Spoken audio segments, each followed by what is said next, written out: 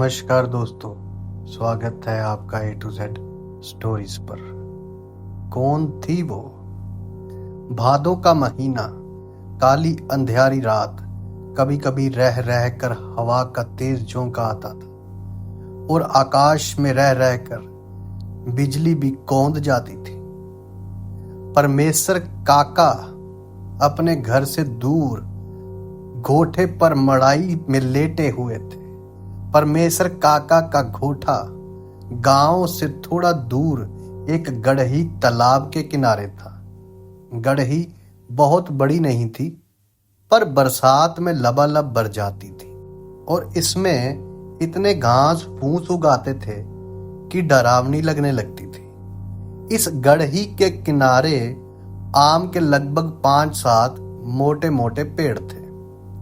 दिन में जिनके नीचे चरवाहे गोटी या चीका कबड्डी खेला करते थे और मजदूर या गांव का कोई व्यक्ति जो खेत घूमने या खाद डालने गया होता था वहां आराम फरमाता था। धीरे धीरे रात ढल रही थी, पर हवा का तेज झोंका अब आंधी का रूप ले चला था। आम के पेड़ों के डालियों की टकराहट की डरावनी आवाज उस भयंकर रात में परमेश्वर काका की मड़ई में बंधी भैंस को भी डरा रही थी और भैंस डरी सहमी हुई परमेश्वर काका की बंसखटियां से चिपक कर खड़ी हो गई थी। परमेश्वर काका अचानक सोए सोए ही हट हट की रट लगाने लगे थे, पर भैंस अपनी जगह से बिना टस से मस हुए सेरी हुई हटने का नाम ही नहीं ले रही थी। परमेश्वर काका उठकर बैठ गए और बैठे बैठे ही भैंस के पेट पर हाथ फेरने लगे। भैंस भी अपनापन पाकर परमेश्वर काका से और सटकर खड़ी हो गई। परमेश्वर काका को लगा कि शायद भैंस को मच्छर लग रहे होंगे, इसलिए बैठ नहीं रही है और बार बार पूंछ से शरीर को झाड़ रही है। वे खड़े हो गए और मड़ई के दरवाजे पर रखे दूह रहे मवेशियों को मच्छर आदि से बचाने के लिए जलाई हुई आग, जिसमें धुआं निकलकर फैलता है और फिर मच्छर भाग जाते हैं, उसे कहते हैं दोहरे, पर थोड़ा घास फूस रखकर मुंह से फेंकने लगे। परमेश्वर काका फूंक मार मार कर आग तेज करने लगे और धुआं भी बढ़ने लगा। बार बार फूंक मारने से अचानक एक बार घास फूस जलने लगी और मड़ई में थोड़ा प्रकाश फैल गया। उस प्रकाश में अचानक परमेश्वर काका की नजर उनकी खटिया पर पड़ी। अरे, उनको तो खटिया पर एक औरत दिखाई देती।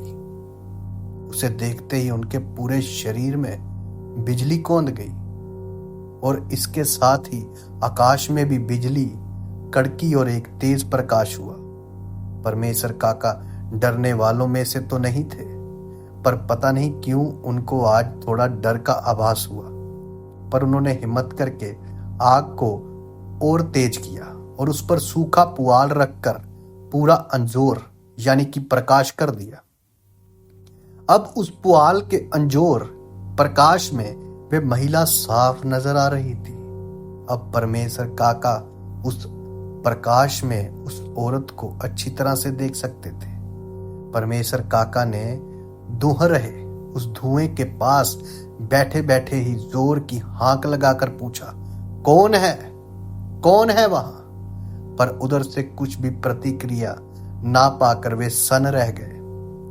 उनकी समझ में कुछ भी नहीं आ रहा था कि अब क्या करना है। वे मन ही मन कुछ बुदबुदाए, सोचे और उठकर खड़े हो गए।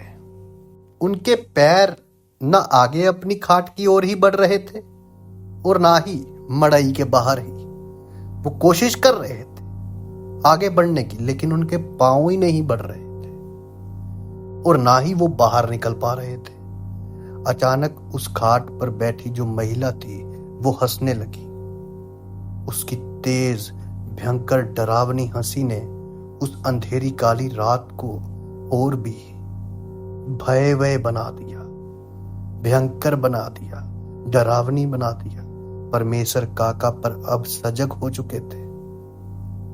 उन्होंने अब सोच लिया था कि डरना नहीं है, क्योंकि अगर डरा तो मरा। परमेश्वर काका अब तन कर खड़े हो गए थे। उन्होंने मड़ई के कोने में रखी लाठी को अपने हाथ में ले लिया था। वे फिर से बोल पड़े, कौन हो तुम? तुमको क्या लगता है मैं तुमसे डर रहा हूं? कदापि नहीं।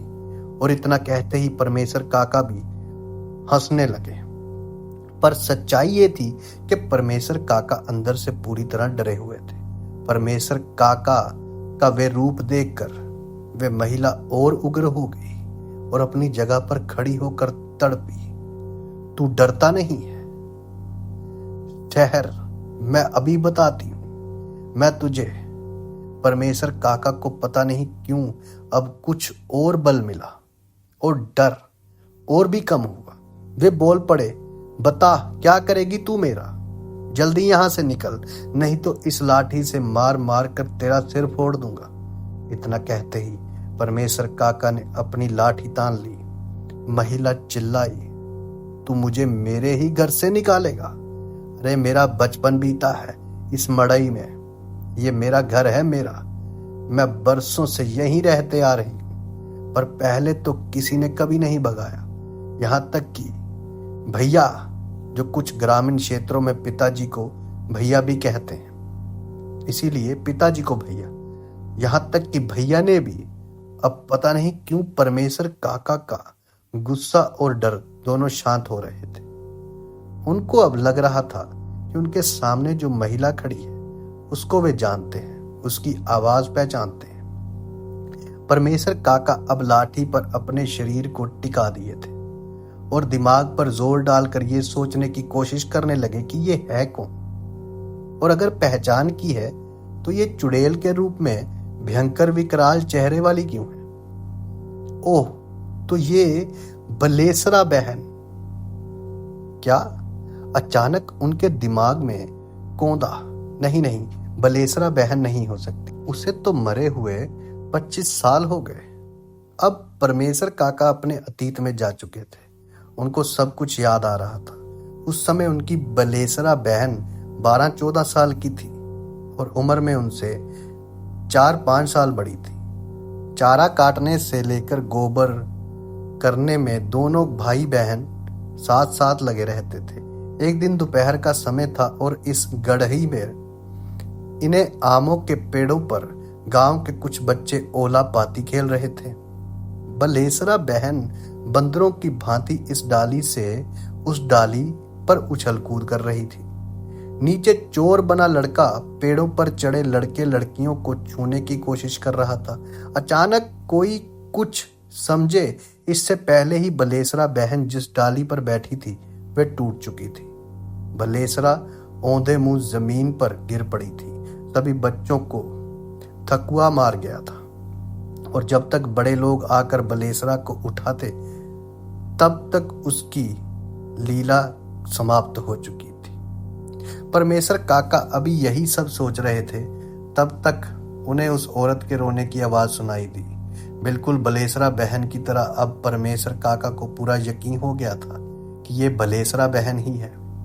परमेश्वर काका अब यूं भूल चुके थे कि उनकी बहन मर चुकी है। वे दौड़कर खाट के पास गए और बलेसरा बहन को अंकवार में पकड़कर रोने लगे थे। उन्हें कुछ भी सूझबूझ नहीं थी। सुबह हो गई थी और वे अभी भी रोए जा रहे थे। तभी इधर कुछ लोग कुछ काम से आए और उन्हें परमेश्वर काका के रोने की आवाज सुनाई दी। उन्होंने मड़ई में झांक कर देखा तो परमेश्वर काका एक महिला को अंकवार में पकड़कर रो रहे थे। उस महिला को देखते ही ये सभी लोग सन्न रह गए, क्योंकि वे वास्तव में बलेसरा ही थी, जो बहुत समय पहले भगवान को प्यारी हो गई थी। धीरे धीरे ये बात पूरे गांव में आग की तरह फैल गई और उस गढ़ई पर भीड़ लग गई। गांव के बुजुर्ग पंडित जी ने कहा कि दरअसल बलेसरा जब मरी तो वे बच्ची नहीं थी, उसकी अंतिम क्रिया करनी चाहिए थी, पर उसे बच्ची समझकर केवल दफना दिया गया था और अंतिम क्रिया नहीं की गई थी। उसकी आत्मा भी भटक रही है। लोग अभी आपस में बात कर ही रहे थे, तभी परमेश्वर काका बलेसरा बहन के साथ मड़ई से बाहर निकले। बलेसरा गांव के लोगों को एकत्र देखकर फूट फूट कर रोने लगी थी। सब लोग उसे समझा रहे थे, पर दूर से ही। परमेश्वर काका के अलावा किसी की भी हिम्मत नहीं हो रही थी कि वे बलेसरा के पास जाएं। बलेसरा अचानक बोल पड़ी, हाँ, ये सही है कि मैं मर चुकी हूँ, पर मुझसे डरने की आवश्यकता नहीं है। मैं इसी गांव की बेटी हूँ, पर आज तक भटक रही हूँ। मेरी सुध कोई नहीं ले रहा।